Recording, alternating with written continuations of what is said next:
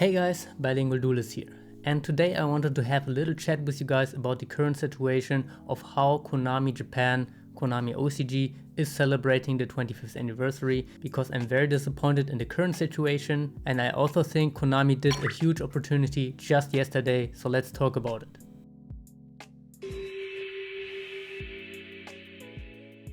Alright guys, so the reason why I'm doing this video today and not already a couple months back is that Konami released a new set just yesterday, and it was actually a huge chance to actually celebrate the 25th anniversary with all of the people who like and love Yu-Gi-Oh like me, but they really screwed up again.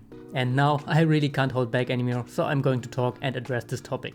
So what exactly did Konami do? Yesterday on the 22nd of September, Konami released the so-called set World Premiere Pack 2023. And this pack series is actually releasing once a year here in Japan, and we are getting some censored artworks from the TCG here in Japan with the actual censored artwork, so that we can actually have all the variants as well. So last year, for example, we had the Exodia in Starlight Rare, Prismatic Rare, call it whatever you want. So in general, pretty decent, and the pull rates for the Exodia limbs were also not too bad. I think it was 1 out of 6 boxes to get one.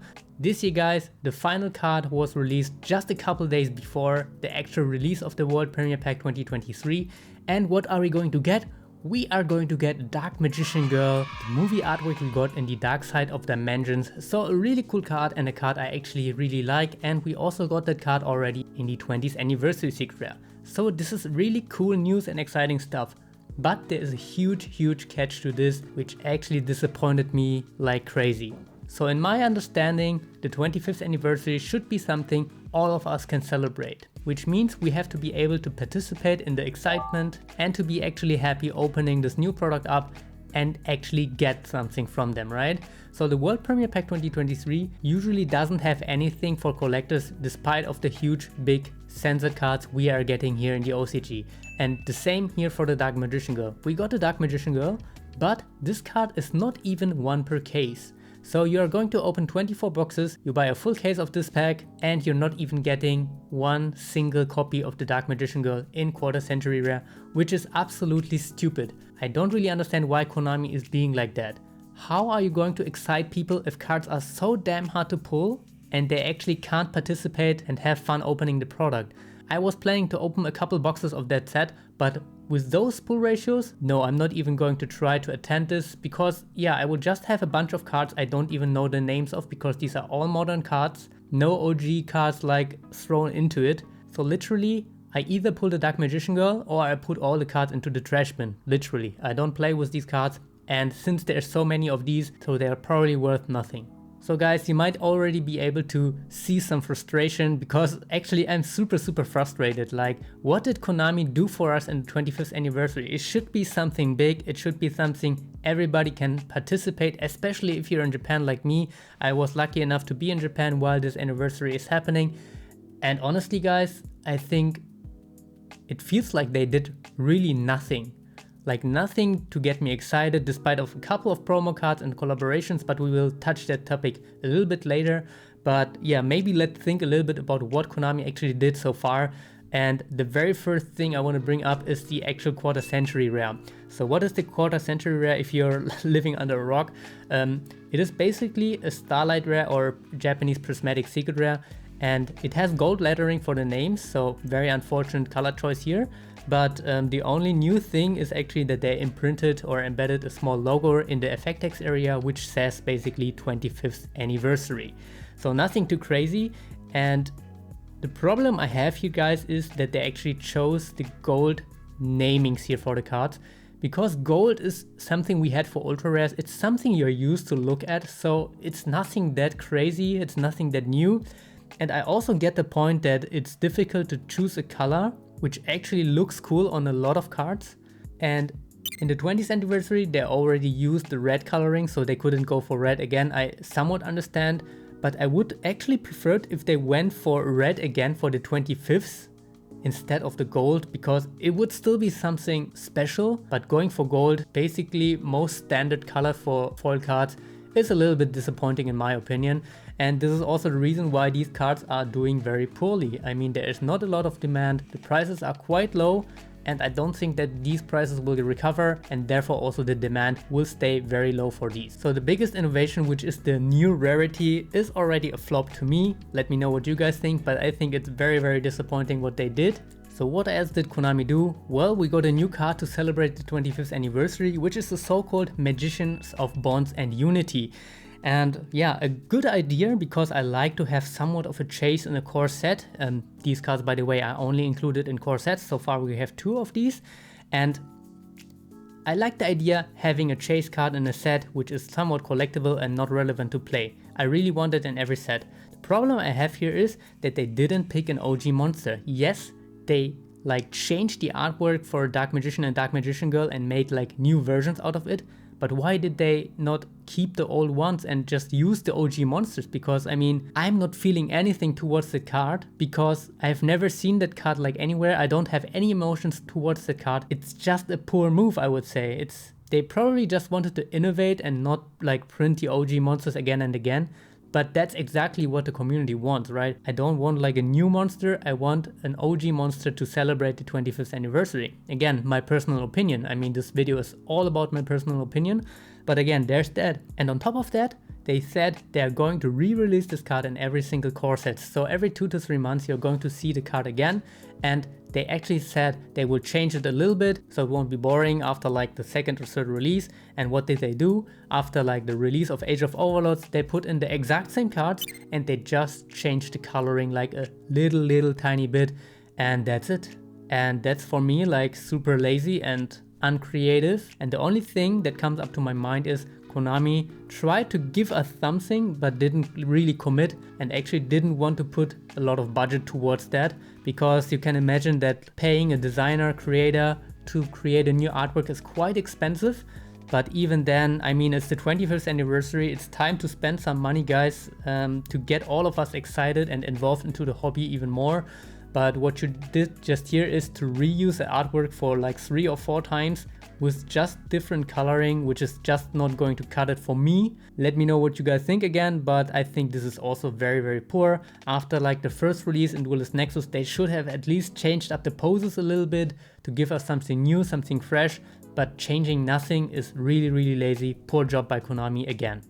And what is also very frustrating to me is that I just have to look left and right actually and you will see like Pokemon everywhere here in Japan. Pokemon is just doing so well here in Japan. I mean, Pokemon is way bigger, but at some point they started as a small company like Yu-Gi-Oh also did, and they did something better to end up in the situation they are like in right now. And Pokemon is doing so many great things. They're always like including the OG monsters like Charmander, Charizard, I don't know, Blastoise, all the OG monsters, the starters. They're putting them into new artworks, they're giving them like new full arts, whatever they do, and they just include them in the set. And I mean, I think in Pokemon they're even playable, right? I'm not an expert in Pokemon, but I think these cards are somewhat playable probably. But even if they wouldn't be playable, it would be something for collectors to enjoy and to collect. The second point here is that these are actually affordable. I mean, you don't have to pay like a couple hundreds to get like a chase card. In Pokemon, you can just spend like 10 bucks or maybe 5 bucks and get maybe 1 or 2 copies of a card you can really relate to and you can get excited for, because it's something in your budget and allows you to participate in all these celebrating. In Yu-Gi-Oh! In the modern sets, you just have like all these new cards you can't do anything with unless you're a player, and then you have like sprinkled a little bit of collectability in those sets, but these are so rare and almost every time these are like at least 3 figures.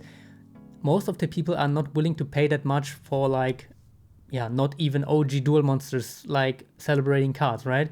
And this is what I feel. It's super frustrating, it's super sad. And let's maybe cover a few good things they did, because here in Japan they are like doing a lot of collaborations. They're always like framing it like 25th anniversary. That's why we're collaborating with 7-Eleven. I already showed these cards on the channel. Or they also like recently did a collaboration with yugioh, and yugioh is basically like a clothes brand for like younger people. And yeah, they just brought out a Kuribo and the Toon Blue Eyes. But again, these kinds of collaborations, I don't really think that these would have a need to be released in the 25th anniversary. because there is no reference to the 25th anniversary at all. I mean, these are just new cards, like new artworks of somewhat OG monsters, which is really cool. This is exactly what I wanted, but there's no reference to the 25th anniversary. Okay, be it that there's no reference, but it's a little bit random to get all of these cards, and especially the last release with yugioh, the collaboration cards. It's just a Kuriboh, the MRD artwork, with a normal parallel rare foil. So yeah, there's that, like nothing to celebrate the 25th anniversary. And this is just, again, yeah, missed opportunity by me. I don't know what they're thinking up there. Maybe they're too stupid or just too lazy, or they don't care. But I really think that the hobby is cooling off here in Japan, especially for the newer stuff. The old stuff is really doing quite well, in my opinion. But the newer stuff is not getting like new people like hooked, and also not getting older people and collectors like me, like OG collectors, like excited for what's to come and so on. So I think there's really something going downhill here, and Konami really has to realize that they're doing something wrong here, and just doing some random collaborations is not going to cut it anymore. One good thing they did is that they finally started to actually bring out product to the TCG to celebrate these events. I mean, how could they not do it like until 25 years later? But we finally got at least the reprint boxes. I mean, it's not super creative, we just got the same boxes. They were not even able to put like a new set code on these cards to actually be able to super easily distinguish these cards from like the older prints. I mean, come on guys, just put a 25TH and then a minus and then the LOB code or MRD code or whatever.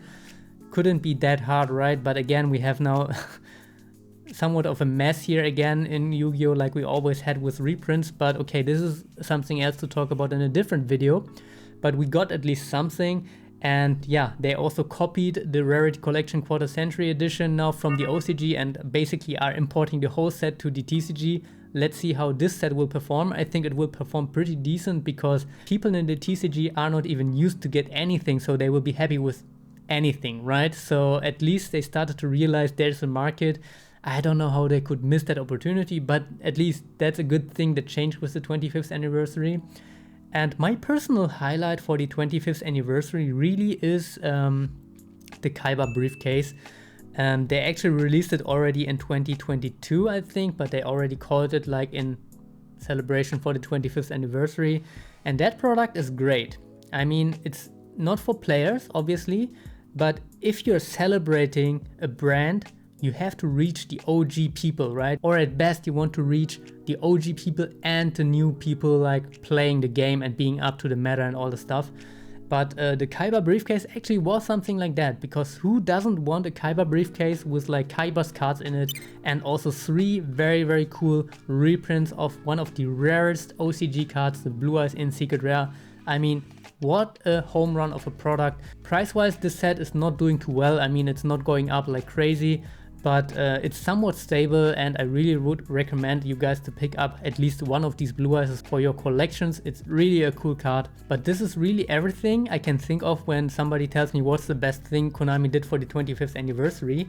And since that product, almost a whole year has passed and there was nothing. Also, the WCS here in Japan, quite disappointing because you can't really go there unless you're like invited by a lottery. I mean, I get it, it's a lot of demand there, a lot of people want to go, there's limited space, but at least do something for the people who were not able to get a lottery one, right? At least do something for them, like have a different event for those people where everybody can participate if they want to, but nothing here again. Probably Konami is not big enough, they don't have enough budget for stuff like that.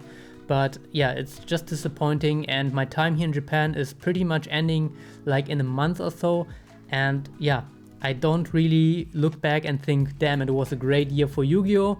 Especially the new stuff, like nothing really excited me too much. Yeah, so this is my thoughts. I hope I was able to tell you my current mindset and my current feelings in this video.